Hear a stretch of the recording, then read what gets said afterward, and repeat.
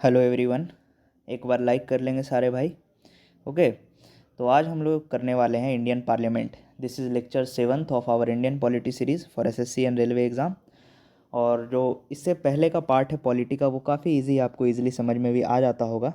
लेकिन यहाँ से पॉलिटी डिफ़िकल्ट होना शुरू हो जाएगा। ठीक है। डिफ़िकल्ट कब होगा? जब आप इस टॉपिक को अच्छे से नहीं पढ़ेंगे। ठीक है। दो केस होता है पॉलिटी पढ़ने का, दो तरीका है। ठीक है। एक तो आप ऊपर ऊपर देख लीजिए, आर्टिकल देख लीजिए, उससे आपको लगेगा कि हमको समझ में आ गया है। ठीक है। ये टॉपिक जो पार्ट 5 है हमारे कॉन्स्टिट्यूशन का। लेकिन अगर आप एग्ज़ाम में देखेंगे क्वेश्चन, क्योंकि अगर अच्छा क्वेश्चन अगर पूछा जाएगा एग्ज़ाम में तो फिर आपसे वो नहीं होगा। ठीक है। सिर्फ आर्टिकल रटने से कुछ नहीं होता। हम याद कर लेंगे कि आर्टिकल 79 में पार्लियामेंट है, 80 में राज्यसभा, 81 में लोकसभा है, तो क्वेश्चन नहीं बनेगा आपसे, गारंटी ले लीजिए। ठीक है। तो हम लोगों को थोड़ा सा डीप में पढ़ना होगा। इस वीडियो में इतना कंटेंट है, मतलब कि आपके एग्ज़ाम में इससे ऊपर नहीं पूछ सकता। ठीक है। ये अपर लिमिट है। ठीक। तो बस वीडियो में बने रहिएगा लास्ट तक। ठीक। वीडियो को लाइक कीजिए, चैनल को सब्सक्राइब कीजिए, चैनल से जुड़े रहिए। आपको पॉलिटी A to Z, जो हम लोग का प्लेलिस्ट का नाम है, बस A to Z होगा। ठीक है। आपको पूरा एसेंस जो है किसी अच्छे किताब का, वो आपको इस वीडियो के थ्रू आपको मिलेगा। ठीक है। तो इसके लिए इत्मीनान रहिए। तो हम लोग स्टार्ट करते हैं इंडियन पार्लियामेंट। इंडियन पार्लियामेंट एक बहुत बड़ा टॉपिक है। ठीक है। एक वीडियो में कवर करने का मतलब है कम से कम 3 से 4 घंटा लगेगा। तो उतना लंबा वीडियो मेरे लिए अभी पॉसिबल नहीं है। तो ये फर्स्ट पार्ट है इस वीडियो का, मतलब इस सीरीज़ का। तो इसको आप लोग पूरा देखिए। तो हम लोग स्टार्ट करते हैं इंडियन पार्लियामेंट। सबसे पहला बात है कि रोल ऑफ इंडियन पार्लियामेंट क्या है हमारे डेमोक्रेसी में। ओके।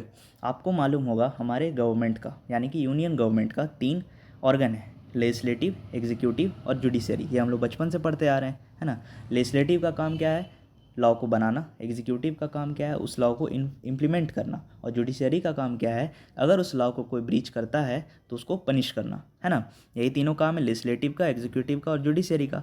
तो पार्लियामेंट जो है वो लेजिस्लेटिव ऑर्गन है। ठीक है। तो हम लोग ये बोल सकते हैं कि parliament is the law making body of India.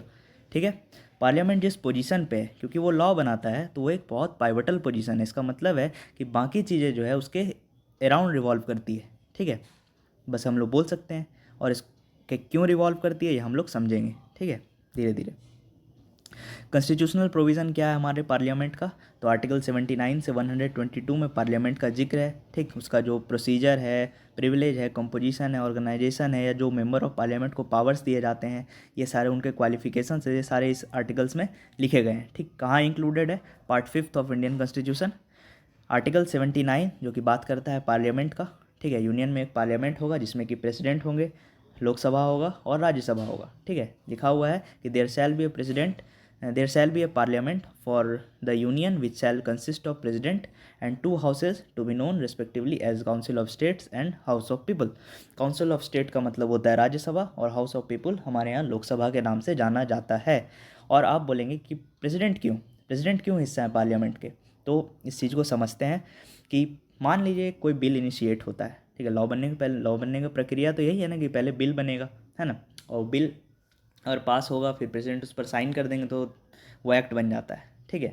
तो जैसे आप बिल इनिशिएट हुआ कोई हाउस में, ठीक है, लोकसभा में या फिर राज्यसभा में, उस हाउस से उसको अप्रूवल मिल गया, उसके बाद फिर वो अगले हाउस में जाएगा, है ना। मान लीजिए लोकसभा से इनिशिएट हुआ, वहाँ से अप्रूव हो गया, फिर राज्यसभा में गया, राज्यसभा में अप्रूव हो भी जाता है तो वो तब तक लॉ नहीं बन सकता जब तक उस पर प्रेसिडेंट साइन नहीं कर दें। ठीक है। तो क्या हम ये बोल सकते हैं कि प्रेसिडेंट पार्लियामेंट का एक इंटीग्रल पार्ट है ना। अब है आर्टिकल 80, जो कि बात करता है composition of council of state. Council of state यानी कि राज्यसभा। तो आपको याद रखना है कि आर्टिकल 80 डील करता है राज्यसभा से। आर्टिकल 81 जो कि बात करता है हाउस ऑफ पीपल यानी कि लोकसभा के बारे में। और आर्टिकल 82 ये बोलता है कि हर सेंसस के बाद जो सीट है, ठीक है, आप जानते होंगे लोकसभा में इतने सारे सीट होते हैं, हमारे हर जगह से एक ना एक कैंडिडेट इलेक्ट होता है। ठीक है। हम लोग इलेक्ट करके भेजते हैं अपने रिप्रेजेंटेटिव को। तो वो सीट जो है कि यहाँ पे जैसे कहीं बिहार में 38 है या कहीं 80 है या कितना भी है, तो ये कैसे होगा? ये पॉपुलेशन के अकॉर्डिंग होगा। और पॉपुलेशन हम लोग कैलकुलेट कैसे करते हैं? सेंसस के थ्रू। तो हर सेंसस के बाद जो सीट है उसको रीएडजस्ट किया जाएगा, रीऑर्गेनाइज किया जाएगा। ओके, यहाँ तक समझ में आ गया। इसके बाद है structure and functioning of Indian parliament. ठीक है। तो parliament of India consist of 3 parts. पहला है प्रेसिडेंट ऑफ इंडिया, दूसरा है काउंसिल ऑफ स्टेट और तीसरा है हाउस ऑफ पीपल। ठीक है। पार्लियामेंट के 3 हिस्सा हैं, एक प्रेसिडेंट, दूसरे काउंसिल ऑफ स्टेट यानी कि राज्यसभा और तीसरा है लोकसभा। ठीक है। हम लोग बोलते हैं कि पार्लियामेंट का एक महत्वपूर्ण हिस्सा है प्रेसिडेंट, लेकिन जो प्रेसिडेंट होते हैं वो दोनों हाउस के मेंबर नहीं होते, दोनों में से किसी भी हाउस के मेंबर नहीं हो सकते। ठीक है। तो प्रेसिडेंट पार्लियामेंट का हिस्सा तो हैं, लेकिन वो किसी भी हाउस के मेंबर नहीं होते। मेंबर यानी कि वो मेंबर ऑफ पार्लियामेंट नहीं होते हैं। ओके। तो president does not sit in parliament, ये बात सही है कि दोनों हाउस में आप कभी भी प्रेसिडेंट को नहीं देखेंगे। हालांकि जो इंट्रोडक्शन वगैरह होता है उस समय प्रेसिडेंट ही उसको इंट्रोड्यूस करते हैं। ठीक है। और यहाँ पे लिखा हुआ है कि 1954 में the Hindi names Rajya Sabha and Lok Sabha were adopted by the council of state and house of people. तो 1954 के पहले काउंसिल ऑफ स्टेट और हाउस ऑफ पीपल बोला जाता था, और राज्यसभा और लोकसभा हम लोग कब से बुला सकते हैं? 1954। तो ये भी एक फैक्ट वाला बात है, ये आ सकता है एग्जाम में, कोई बड़ा बात नहीं है। लोकसभा को हम लोग लोअर हाउस बोलते हैं, यानी कि फर्स्ट चैम्बर, जिसको कि जहाँ फर्स्ट चैम्बर इसीलिए बोलते हैं या लोअर हाउस इसीलिए बोलते हैं क्योंकि हम लोग खुद से वहाँ पे इलेक्ट करके अपने रिप्रेजेंटेटिव को भेजते हैं। लेकिन राज्यसभा में वहाँ पे हमारे द्वारा इलेक्शन नहीं किया है, मतलब हमारे द्वारा इलेक्ट नहीं किया जाता। राज्यसभा को अपर हाउस बोला जाता है या सेकेंड चैम्बर या फिर हाउस ऑफ एल्डर्स बोला जाता है, क्योंकि वहाँ पे जो स्टेट या यूटीज़ के जो रिप्रेजेंटेटिव हैं वो बैठते हैं। ठीक। और यहाँ पे है the president performs the following function. President का फंक्शन क्या है? तो जो हाउस को समन करना, मतलब बुलाना, प्रोरोग करना, रद्द करना, दोनों हाउस को एड्रेस करना, लोकसभा को डिसॉल्व करना। ठीक है। ये सारा काम किसका है? प्रेसिडेंट का। ठीक है। यहाँ डिसॉल्यूशन ऑफ लोकसभा का बात है, राज्यसभा कभी भी डिसॉल्व नहीं होता, यह भी बात याद रख लीजिए। अब है representation of states in the Indian parliament. Okay, एक second. Composition of Rajya Sabha in the Indian parliament, जो कि आर्टिकल 80 में लिखा गया है। तो मैक्सिमम स्ट्रेंथ क्या है राज्यसभा का? तो 250, मतलब 250 सीट है, जिसमें कि 238 जो है वो इनडायरेक्टली इलेक्टेड होते हैं और 12 जो होते हैं वो नॉमिनेटेड बाय द प्रेसिडेंट होते हैं। ये आपको मालूम होगा। इसके लिए इलेक्ट्रिक वी लिसैस, लिटरेचर, आर्ट, साइंस और सोशल सर्विस, ये सब फील्ड से प्रेसिडेंट 12 मेंबर को नॉमिनेट करते हैं। ठीक है। राज्यसभा में टोटल स्ट्रेंथ कितना है? 245। रिप्रेजेंटेटिव ऑफ स्टेट कितने होते हैं? 229 अभी के समय में। ठीक है। और यूनियन टेरिटरीज से कितने रिप्रेजेंटेटिव जाते हैं? 4। और नॉमिनेटेड बाय द प्रेसिडेंट कितने हैं? 12। ओके। तो ये सारे फैक्ट्स आपको याद रखने हैं। उसके बाद है representation of state in Indian parliaments. Rajya Sabha में जो स्टेट का रिप्रेजेंटेशन है वो क्या है? तो representatives of state in the Rajya Sabha are elected by the elected members of state legislative assembly. तो स्टेट का जो लेजिस्लेटिव असेंबली है वो वहाँ के जो मेंबर्स हैं वो इलेक्ट करके अपने रिप्रेजेंटेटिव को भेजते हैं राज्यसभा में। ठीक है। इलेक्शन का मेथड क्या होता है? तो प्रोपोर्शनल रिप्रेजेंटेशन। ठीक है। Through a single transferable vote system. ठीक है। तो ये राज्यसभा में इलेक्शन का प्रक्रिया है। ठीक। जो सीट का एलोकेशन होता है राज्यसभा में वो पॉपुलेशन के आधार पे होता है। ठीक है। इसीलिए कॉन्फ्लिक्ट भी चलता है साउथ इंडियन स्टेट से, क्योंकि वो उनका कहना है कि हम पॉपुलेशन कंट्रोल में कंट्रीब्यूट भी कर रहे हैं, लेकिन हमारा जो रिप्रेजेंटेशन है राज्यसभा में वो बहुत कम है, क्योंकि पॉपुलेशन जो नॉर्थ इंडिया में अगर देखा जाए तो साउथ इंडियन स्टेट्स के तुलना में ज़्यादा है। ठीक है। इसलिए वहाँ का जो रिप्रेजेंटेशन है अपर हाउस में वो ज़्यादा हो जाता है। ठीक है। इसलिए थोड़ा बहुत कॉन्फ्लिक्ट चलता है। तो India does not have equal representation in state in Rajya Sabha unlike USA. तो यूएसए में जो हर स्टेट जितना भी है, जो वो आपको मालूम होगा, यूएसए एक कन्फेडरेशन ऑफ स्टेट है, तो वहाँ पे हर स्टेट को इक्वल नंबर ऑफ सीट दिया जाता है। क्यों? उनका मजबूरी भी है देना, तो अगर वो नहीं देंगे तो वो तो एग्रीमेंट के पार्ट है ना, वो एग्रीमेंट ब्रीच करेंगे, बाहर निकल जाएंगे। ठीक है। इसीलिए, लेकिन इंडिया में ऐसा नहीं है, पॉपुलेशन के अकॉर्डिंग राज्यसभा में सीट बांटा जाता है। उसके बाद यूटीज़ का क्या रिप्रेजेंटेशन है? तो यूटी के जो रिप्रेजेंटेटिव होते हैं राज्यसभा में वो इनडायरेक्टली इलेक्टेड होते हैं through the members of electoral college specially constituted for the purpose. तो इलेक्टरल कॉलेज क्या है ये हम लोग लेटर ऑन जानेंगे अच्छा से। ठीक है। तो अब बस अभी इतना याद रखिए कि यूटीज़ में जो राज्यसभा के लिए जो इलेक्शन होता है वो इलेक्टरल कॉलेज के थ्रू होता है। मेथड ऑफ इलेक्शन क्या है? Through a system of proportional representation, जो कि सेम है स्टेट के जैसा। राज्यसभा में टोटल यूनियन टेरिटरीज में से सिर्फ 3 यूटीज़ को रिप्रेजेंटेशन मिला हुआ है। पहला दिल्ली, दूसरा पुडुचेरी और तीसरा जम्मू एंड कश्मीर। ओके। तो बस 3 एक ऐसा मतलब बस 3 ही यूटीज़ ऐसे हैं जिनको रिप्रेजेंटेशन राज्यसभा में मिला हुआ है। एक दिल्ली, दूसरा पुडुचेरी और थर्ड है जम्मू एंड कश्मीर। तो other 5 UTs have too small population. क्यों नहीं उनको मिला है? क्योंकि उनका जो पॉपुलेशन है वो बहुत ज़्यादा कम है। इसके बाद जो नॉमिनेटेड मेंबर होते हैं राज्यसभा में, तो 12 मेंबर आपको बतलाए कि जो 12 मेंबर हैं वो प्रेसिडेंट के द्वारा नॉमिनेटेड होते हैं, ठीक है, जिनको कि स्पेशल नॉलेज होता है, किसी प्रैक्टिकल एक्सपीरियंस, जैसे कि आर्ट्स में, लिटरेचर में, साइंस में या फिर सोशल सर्विस में, ठीक है। तो इन चारों फील्ड से इसके लिए ट्रिक है लिसाज, ठीक है, literature, art, science and social service. Rational behind provision, इसीलिए ये क्यों ऐसा प्रोविज़न लाया गया, ताकि to provide eminent person a place in Rajya Sabha without going through a process of election. तो जो इन फील्ड में एक्सपर्ट हैं उनको राज्यसभा में पोजीशन दिलवाने के लिए, एक तरह से अवार्ड के रूप में। अब कंपोजिशन ऑफ लोकसभा, ठीक है, जिसमें कि जो इसका कि मैक्सिमम स्ट्रेंथ 552 है, लेकिन अभी 543 है ना। रिप्रेजेंटेटिव कैसे होते हैं, तो स्टेट का 530 और यूटी का 20, ठीक है। जो member nominated by the president, 2 Anglo Indian, लेकिन no this provision is deleted. बतलाए थे आपको शायद फर्स्ट लेक्चर में कि 104th amendment of Indian constitution के थ्रू एंग्लो इंडियन का जो नॉमिनेशन होता था, इस प्रोविज़न को ख़त्म कर दिया गया है। तो अभी कंपोजिशन ऑफ लोकसभा क्या है, 543 total strength, 530 representatives of state and 20 representatives of UTs. अब रिप्रेजेंटेशन क्या होता है यूटीज़ का और स्टेट का लोकसभा में, तो representatives of state in the Lok Sabha are directly elected by the people from the territorial constituency. आपको मालूम होगा हर सीट से एक मेंबर इलेक्ट होता है जो कि रिप्रेजेंट करता है उस सीट को लोकसभा में।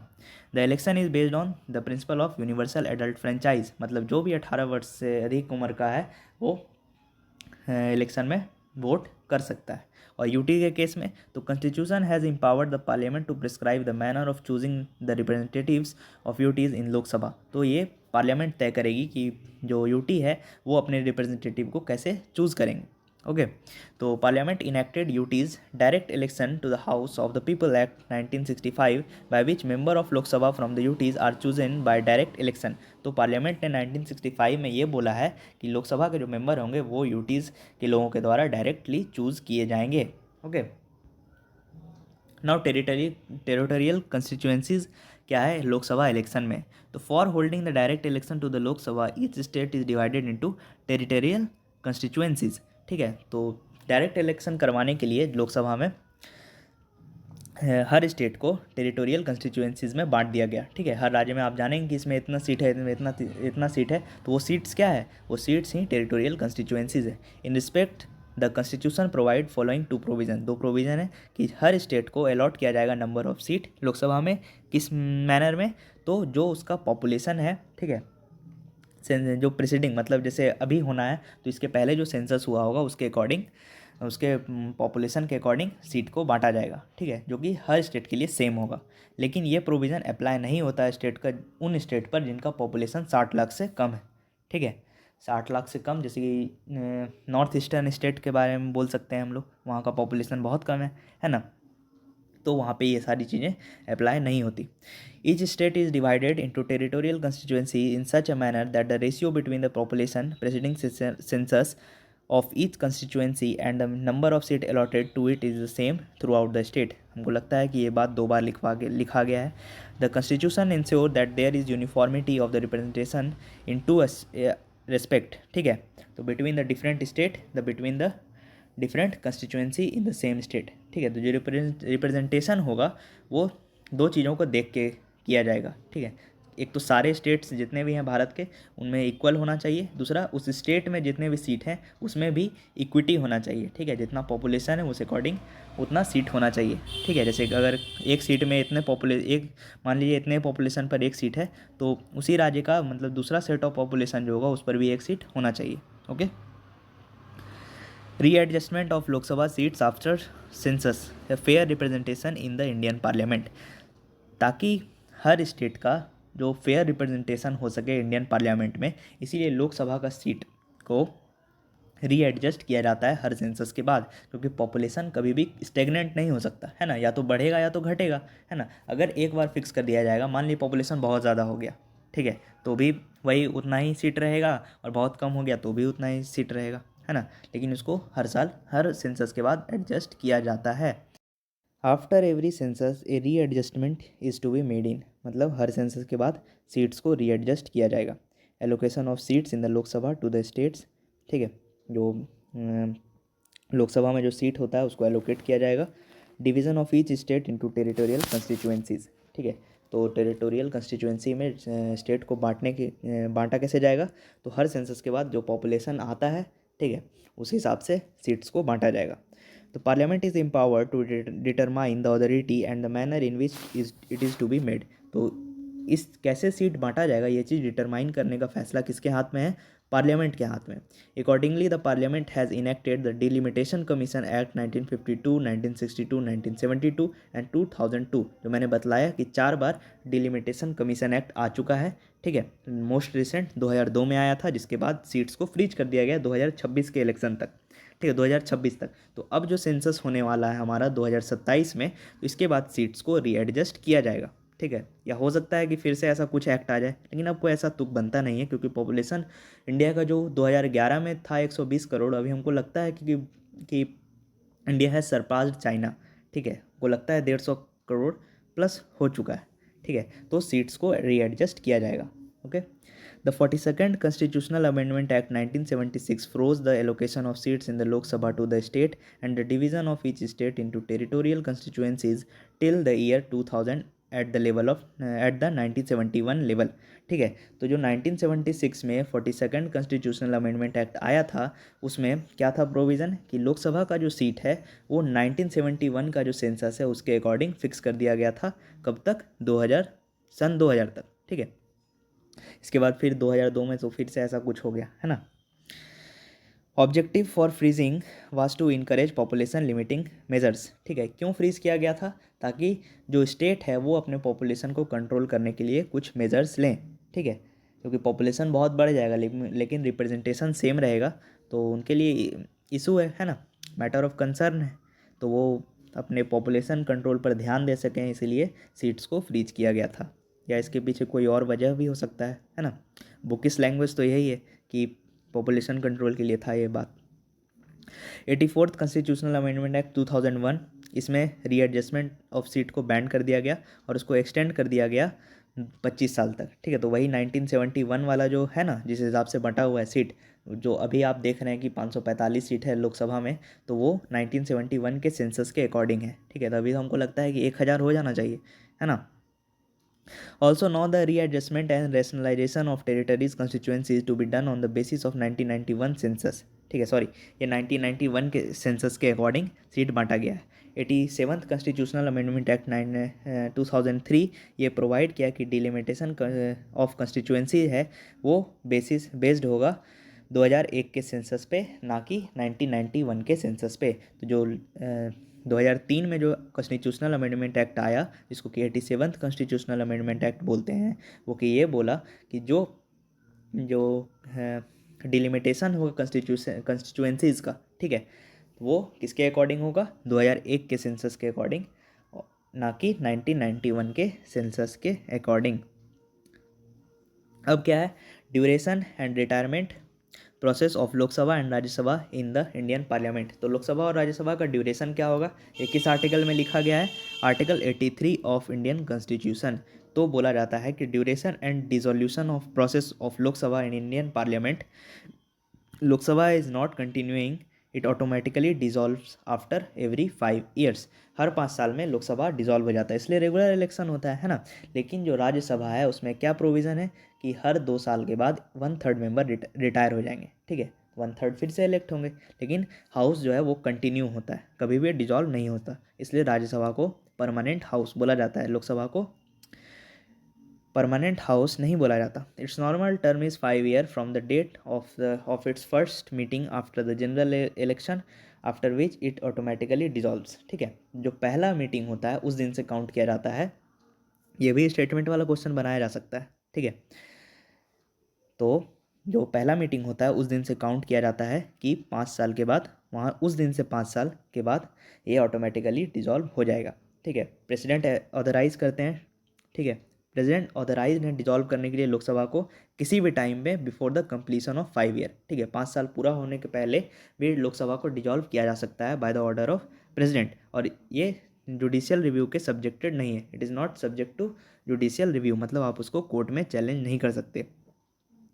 टर्म क्या है लोकसभा का? तो जो लोकसभा का टर्म है उसको नेशनल इमरजेंसी के दौरान 1 साल के लिए बढ़ाया जा सकता है for any length of time, ठीक है। However, this extension cannot continue beyond a period of 6 months after emergency has ceased to operate। तो इमरजेंसी ख़त्म होने के बाद आप इसको 6 मंथ से, मतलब 6 महीने से ज़्यादा इसको एक्सटेंड नहीं कर सकते, ठीक है। तो जो टर्म ऑफ 5th लोकसभा जो कि एक्सपायर होने वाला था 18 मार्च 1976 को, आपको मालूम होगा हमारे देश में 1976 में नेशनल इमरजेंसी इम्प्लीमेंट हुआ था। तो पार्लियामेंट के थ्रू जो एक्सटेंशन पीरियड था वो कितना था, मतलब कुल मिला कितना हो गया, 5 साल 10 महीना और 6 दिन, ठीक है। तो मतलब 10 महीना एक्सटेंड किया गया था। Tenure and renewal process of Rajya Sabha in Indian parliament. तो in case of first Rajya Sabha, जो फर्स्ट बैच थे वो लॉटरी के थ्रू सेटल डाउन हुए थे, ठीक है। जो फर्स्ट राज्यसभा है वो कंस्टिट्यूट हुआ था 1952 में और इसे कंटिन्यूइंग चैम्बर का संज्ञा दिया गया, ओके। ये एक परमानेंट बॉडी है, मतलब इसका डिजोल्यूशन नहीं होता, जो मैंने आपको 3 बार पहले भी बता चुका है, इस वीडियो में बता चुका हूँ। The constitution has not fix the term of office of members of Rajya Sabha and left it to parliament, ठीक है। राज्यसभा का जो ऑफिस है उसका टर्म को फिक्स नहीं किया गया क्योंकि ये कंटिन्यूइंग चैम्बर है, ठीक है। और ये किसके हाथ में है? पार्लियामेंट के हाथ में, मतलब पार्लियामेंट डिसाइड करेगा कि राज्यसभा का टर्म्स ऑफ ऑफिस कितने साल का है या कितने टाइम का है, जो राज्यसभा के मेंबर है, ठीक है। Accordingly, the Parliament is in the Representation of People Act 1951 provided that term of office of the member of Rajya Sabha shall be 6 year। तो पार्लियामेंट ने 1951 के रिप्रेजेंटेशन ऑफ पीपल एक्ट में ये कहा कि राज्यसभा के जो सदस्य होंगे उनका टेन्योर क्या कितना होगा, 6 साल, ठीक है। Further the act also authorise the president to make provision to govern the order of retirement of the members of the Rajya Sabha. तो जो 1/3 रिटायर होते हैं वो कौन रिटायर होंगे, वो भी कौन तय करेगा? प्रेसिडेंट तय करेगा, ठीक है। जो इसमें हर 2 वर्ष के बाद 1/3 मेंबर रिटायर हो जाते हैं। Their seats are filled up by fresh election and presidential nomination at the beginning of every 3rd year, है ना। हर 3rd ईयर के शुरुआत में जो उनका सीट है उनको भर दिया जाता है। हालांकि जो मेंबर रिटायर हो चुके हैं वो दोबारा इलेक्ट होने के लिए एलिजिबल होते हैं, या तो इलेक्ट होके आ जाएं या फिर नॉमिनेट होके आ जाएं। अब क्वालिफिकेशन क्या है मेंबर ऑफ पार्लियामेंट्स का, ठीक है, जो कि आर्टिकल 84 में, इसके रिस्पेक्टिव आर्टिकल्स को आपको याद रखना है, ठीक है, और इसके पीछे का बैक स्टोरी भी। तो क्वालिफिकेशन 2 तरह से देखा जाता है, एक कॉन्स्टिट्यूशन ऑफ इंडिया के अकॉर्डिंग और दूसरा रिप्रेजेंटेशन ऑफ पीपल एक्ट 1951 के अकॉर्डिंग, ओके। तो according to constitution of India, पहला कि वो भारत का नागरिक होना चाहिए, दूसरा he must make and subscribe to an oath and affirmation before the person authorised by the election commission for this purpose, ठीक है। शेड्यूल 3 जो ओथ एंड एफर्मेशन के बारे में बात करता है वो ये बोलता है कि उस जो मेंबर है वो शपथ, मतलब उसको शपथ दिलवाया गया हो उस व्यक्ति के द्वारा जिसको कि ऑथराइज़ किया गया शपथ दिलवाने के लिए, ठीक है। उसका राज्यसभा के केस में उसका उम्र 30 वर्ष से कम नहीं होना चाहिए, लोकसभा के केस में उसकी उम्र 25 वर्ष से कम नहीं होना चाहिए, ठीक है। यहीं पे साइड में एक बात और याद रख लीजिए कि जो ग्राम पंचायत होता है उसके लिए 20 वर्ष होता है, मतलब एज जो है, एज क्वालिफिकेशन वो 20 साल है, ठीक है। He must possess other qualification prescribed by the parliament. और पार्लियामेंट जो भी क्वालिफिकेशन को रिक्वायर कर, मतलब मांगता है कि ऐसा क्वालिफिकेशन होना चाहिए, वो सारी क्वालिफिकेशंस उसके पास होना चाहिए according to constitution of India. लेकिन आरपीए में क्या है, तो he must be registered as an elector for parliamentary constituencies, मतलब उसको टिकट मिलना चाहिए। He must be a member of SC and ST in any state और UT if he want to contest a seat reserve for them, ठीक है। अगर किसी state के किसी सीट को रिजर्व कर दिया गया है SC ST के लिए, तो वो SC ST का मेंबर ही उस पर कॉन्टेस्ट कर सकता है, ठीक है। अगर नहीं करेगा तो डिस्क्वालीफाई हो जाएगा। Member of SC and ST can also contest a seat not reserve for them, ठीक है। SC ST के सीट पर कॉन्टेस्ट करने के लिए केवल SC और ST होना कंपलसरी है, लेकिन जो SC ST है वो किसी भी सीट पर कॉन्टेस्ट कर सकते हैं, ज़रूरी नहीं कि वो सीट उनके लिए रिजर्व हो। नहीं रिजर्व होगा तो उनको वो रिजर्वेशन का फैसिलिटी नहीं मिलेगा, है ना। लेकिन जहाँ पे रिजर्वेशन है वहाँ पे सिर्फ SC ST के मेंबर कॉन्टेस्ट कर सकते हैं और SC/ST के मेंबर किसी और सीट पर भी कॉन्टेस्ट कर सकते हैं जो कि उनके लिए रिजर्व नहीं किया गया हो अकॉर्डिंग टू RPA यानी कि रिप्रेजेंटेशन ऑफ पीपल एक्ट कब आया था? 1951 में। ये भी एक क्वेश्चन बनाया जा सकता है। मिनिमम एजेस लिखे हुए हैं यहाँ पे अकॉर्डिंग टू आर्टिकल 84। पंचायत और अर्बन लोकल बॉडी के लिए 21 वर्ष है, लेजिस्लेटिव असेंबली के लिए 25 वर्ष है और लेजिस्लेटिव काउंसिल के लिए राज्यसभा, मुझे लगता है कि मैंने पीछे 20 वर्ष बता दिया था गलती से, ठीक है, तो आप 21 वर्ष याद रखेंगे। डिस्क्वालिफिकेशन क्राइटेरिया क्या है पार्लियामेंट के मेंबर्स का यानी कि MP का? तो ये भी दो तरह से, एक कॉन्स्टिट्यूशन ऑफ इंडिया के अकॉर्डिंग और दूसरा RPA के अकॉर्डिंग। तो कॉन्स्टिट्यूशन ऑफ इंडिया के according, if he holds an office of profit under the union और state government. Office of profit मतलब कि आप पहले से कोई जॉब कर रहे हैं, अगर वो पगला मतलब अनसाउंड माइंड का है, मतलब पागल है, जिसको कि कोर्ट ने डिक्लेयर कर दिया है, ठीक है, कोर्ट में अप्रूव हो चुका है कि वो पगला है मतलब पागल है, ठीक है, तो वो डिस्क्वालीफाई हो जाएगा, ठीक है, वो इंसॉल्वेंट हो गया। इंसॉल्वेंट बोलते हैं, अगर जो हम लोग इकोनॉमिक्स में पढ़ चुके हैं, आप प्लेलिस्ट फॉलो कर सकते हैं और इस वीडियो को भी सब्सक्राइब और इस वीडियो को लाइक और चैनल को सब्सक्राइब कर सकते हैं, ठीक है। मैं इन चीज़ों में एक्सपर्ट नहीं हूँ, ठीक है, मैं नया हूँ अभी। हाँ, अगर वो इंसॉल्वेंट बोलते हैं तब जब वो अपनी डेट मतलब कि जो भी उस पर कर्ज है वो उसको चुकाने में असमर्थ डिक्लेयर हो जाता है, ठीक है, अपने आप बोल देगा डिक्लेयर हो जाएंगे, मतलब हम इंसॉल्वेंट है तो ऐसा नहीं माना जाएगा, मतलब वो कोर्ट उसके लिए एक ट्रिब्यूनल बनाती है, तब उसके बाद उसमें हियरिंग होता है, उसके बाद पता चलता है कि वो इंसॉल्वेंट है, फिर उसका जो रिकवरी किया जाता है वो सारा अलग पार्ट है इकोनॉमिक्स का, ठीक है। तो अगर वो इंसॉल्वेंट डिक्लेयर हो जाता है तो उसे डिस्क्वालीफाई कर दिया जाएगा, ठीक है। If he is not a citizen of India और has voluntarily acquired the citizenship of foreign state, ठीक है, कोई दूसरे कंट्री का आप अगर सिटीजनशिप को एक्वायर कर लेते हैं, तो सिटीजनशिप में हम लोग ये पढ़े ना आर्टिकल 5 से 11 के में कि अगर आप मतलब सिटीजनशिप को टर्मिनेट कब कर दिया जाता है, कि अगर आप कोई फॉरेन कंट्री के साथ आप लिंकेज रखते हैं गैर कानूनी रूप से, या फिर आप वहाँ का सिटीजनशिप अगर एक्वायर कर लेते हैं, तो ऑटोमेटिकली आपका इंडिया का सिटीजनशिप सीज़ हो जाएगा। और अगर इंडिया का सिटीजनशिप ही सीज हो जाता है, तो जो कॉन्स्टिट्यूशन ऑफ इंडिया के अकॉर्डिंग जो पहला कंडीशन है कि ही must be A citizen of India, वो ही ख़त्म हो जाएगा, तो आपको डिस्क्वालीफाई कर दिया जाएगा, ठीक है। If he is so disqualified under any law made by parliament, अगर पार्लियामेंट कोई ऐसा लॉ बनाती है जिसके अकॉर्डिंग आप डिस्क्वालीफाई हो चुके हैं, तो आप डिस्क्वालीफाई हो जाएंगे, ओके। तो ये था disqualification laid down by the constitution of India. इसके बाद मेरे भाई आता है disqualification laid down by representation of people act RPA 1951। दोनों क्वालिफिकेशन और डिस्क्वालिफिकेशन हम लोग को दो एस्पेक्ट देखना है, ठीक है, एक कॉन्स्टिट्यूशन के अकॉर्डिंग, दूसरा RPA के according. He must not have found guilty of certain offence और corrupt practice in the election, ठीक है, मतलब उस गिल्टी नहीं पाया जाना चाहिए गलत काम में। He must not have been convicted for any offence resulting in imprisonment for 2 or more years। However the detention of the person under the preventive detention law is not a disqualification. मतलब किसी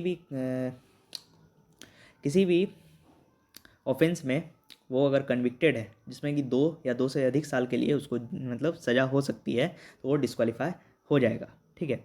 और अगर preventive detention के लिए उसको detain किया गया है या हाउस अरेस्ट हुआ है, तो वो डिस्क्वालिफिकेशन में काउंट नहीं होता। He must not have failed to lodge an account of his election expenses within the time. तो जो इलेक्शन एक्सपेंस हुआ है उसके लिए जो भी मतलब ब्यौरा है वो अगर नहीं दे पा रहा है टाइम लिमिट में, तो वो भी डिस्क्वालीफाई हो जाएगा according to RPA। He must not have an interest in government contract work और सर्विस। सरकार की नीतियों में अगर उसको कोई इंटरेस्ट नहीं है तो भी उसको डिस्क्वालीफाई किया जा सकता है। Not be a director or managing director or nor holding an office of profit in corporation in which the government has at least 25% share। मतलब जिस संस्थान में गवर्नमेंट का 25% यानी कि 1/4 शेयर है, उसमें वो किसी भी ऐसे पोस्ट पे नहीं होना चाहिए, ठीक है। He must not have been dismissed from the government service in charge of corruption और डिसलॉयल्टी, ठीक है, मतलब उस पर करप्शन और डिसलॉयल्टी का चार्ज लगा के उसको किसी भी गवर्नमेंट सर्विस से हटाया ना गया हो, वो घूस लेते हुए नहीं पकड़ाना चाहिए, या कोई सोशल क्राइम है जैसे कि डाउरी सती ये सब चीज़ को प्रैक्टिस नहीं कर रहा हो, ठीक है। अगर ऐसा करता हुआ अगर उसके कुछ रिकॉर्ड है तो वो डिस्क्वालीफाई हो जाएगा। तो before we move on to know about the disqualification on the ground of defection, ठीक है, कि हम लोग डिफेक्शन को समझें, इससे पहले हम लोग एक बार जितने चीज़ों को हम लोग पढ़ चुके हैं उसको एक बार रिवाइज कर लेते हैं ताकि आपको सारी चीज़ें रिकॉल हो जाए। ओके, तो हम लोग क्या करते हैं, एक बार रिवाइज कर लेते हैं सारी चीज़ों को।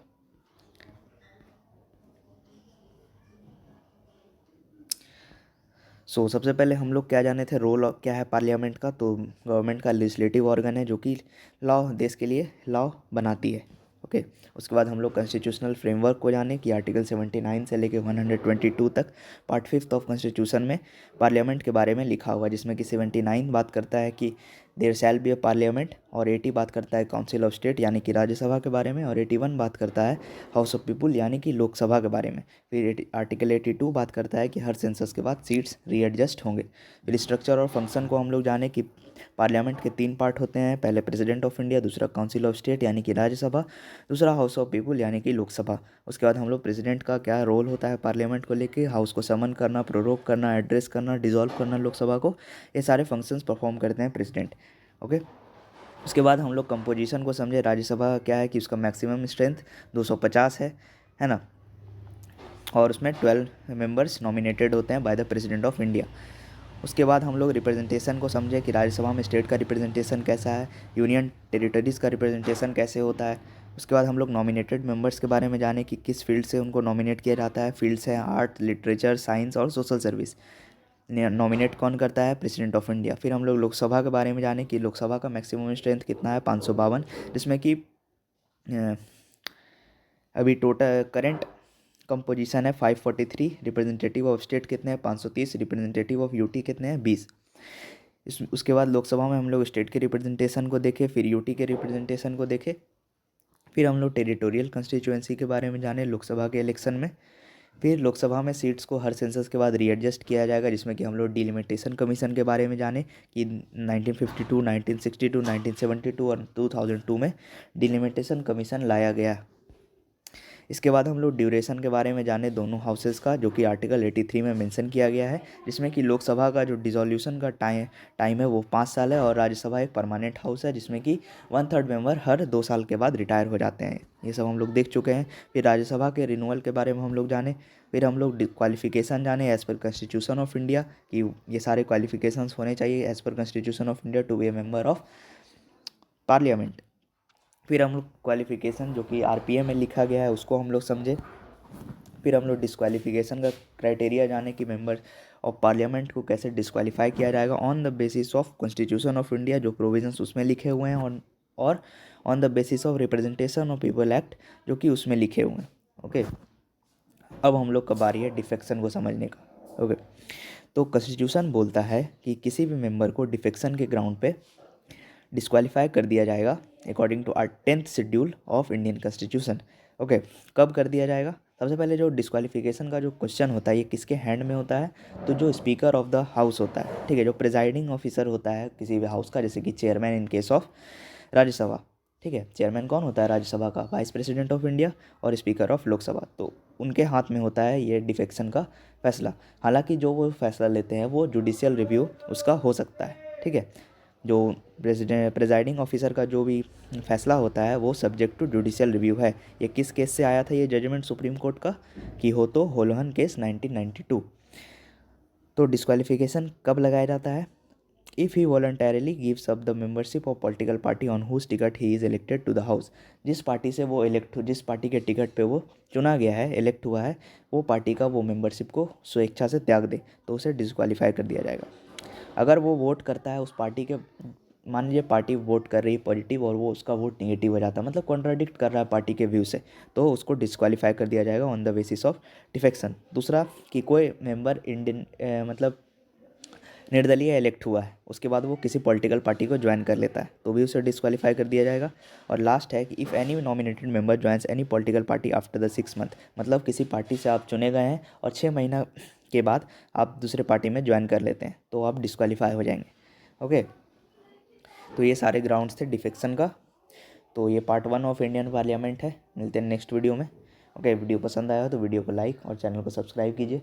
थर्ड पार्ट ऑफ मतलब इस सीरीज़ का थर्ड पार्ट में हम लोग क्वेश्चंस करेंगे। ठीक है, एक और पार्ट लगेगा जिसमें कि हम लोग बिल्स, हाउस को कैसे बुलाया जाता है, कितने टाइप्स के बिल होते हैं, कितने टाइप के मोशंस होते हैं, ये सारी चीज़ों को समझेंगे।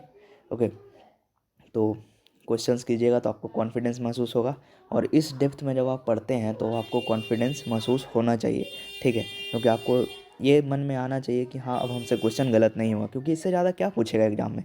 ओके, तो ये सारी चीज़ों को आप नोट कीजिएगा अपने कॉपी में, उसके बाद फिर उसको याद कीजिएगा, ठीक है। फिर जब क्वेश्चंस लेके आएंगे या फिर आप कहीं से भी क्वेश्चंस प्रैक्टिस करके देखिएगा, आपसे आराम से क्वेश्चन बनेगा, ठीक है।